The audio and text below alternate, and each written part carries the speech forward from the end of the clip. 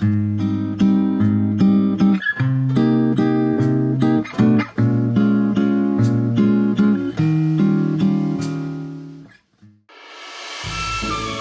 5. The Rescue of the Tin Woodman. In the morning, Dorothy and the Scarecrow notice a man made of tin who has been rusted in place for a year. After Dorothy rescues him by oiling his joints, the Tin Woodman asks to join the trip to the Emerald City, hoping the Great Oz will give him a heart.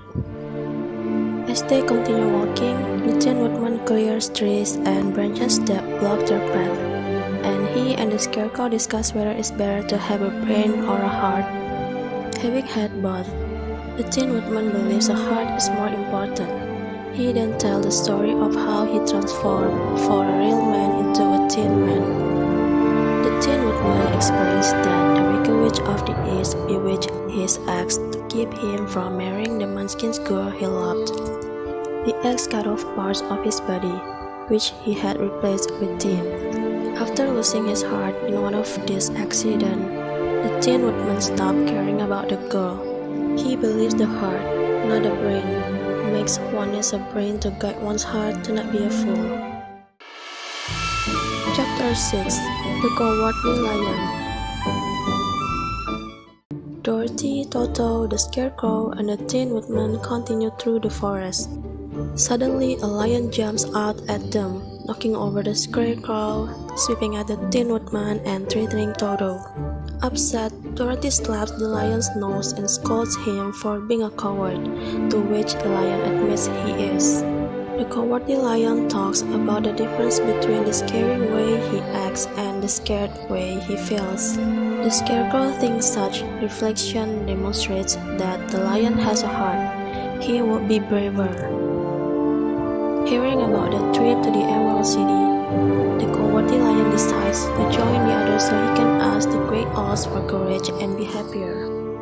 Along the way, Toto and the Cowardly Lion become friends. Meanwhile, not wanting to hurt any living creature, the Tin Woodman tries to avoid stepping on bugs. The Tin Woodman believes because he doesn't have a heart to guide him, he needs to be especially careful in his kindness. Chapter 7. The Journey to the Great Oz. Dorothy and her companions spend the night in the forest.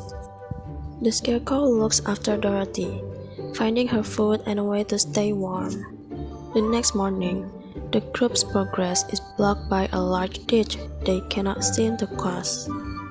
Despite being afraid, the Cowardly Lion volunteers to jump across the ditch, carrying his companions. The Tin Woodman suggests the Cowardly Lion carry him first since a fall won't hurt him. The leap is a success, and so the lion carries the others across. The forest gets darker.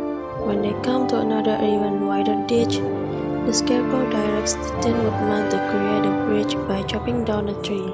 As they start to cross the bridge, two large Khalidas, beasts with tiger heads and bear bodies, charge them. The Cowardly Lion roars at them, but the Khalidas don't stop, so the Scarecrow urges the Tin Woodman to cut off the end of the tree bridge, and the Khalidas fall to their deaths. Coming out of the forest, the companions see a river surrounded by beautiful countryside. The Tin Woodman starts to make a raft for them to cross the river. Chapter 8. The Deadly Poppy Field. The next day, the group tries to cross the river by raft, but the current carries them downstream. When the Scarecrow tries to guide the raft with a long pole, he and the pole get stuck in the middle of the river, and the raft continues on. The Cowardly Lion suggests that the Dorothy and the Tin Woodman hold on to his tail as he swims the raft to safety. Back on the shore, they walk along the river looking for the yellow brick road. When they see the Scarecrow again, still in the river, they feel unhappy that they can't help him. Suddenly, a stork offers to rescue the Scarecrow.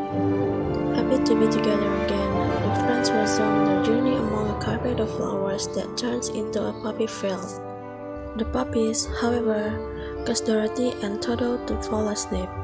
The Tin Woodman tells the Cowardly Lion to run out of the poppy field quickly before he took fall asleep. The Scarecrow and the Tin Woodman carry Dorothy and Toto out of the poppies. As they make their way through the field, however, they discover the Cowardly Lion asleep, and as he heavy, they can't carry him too.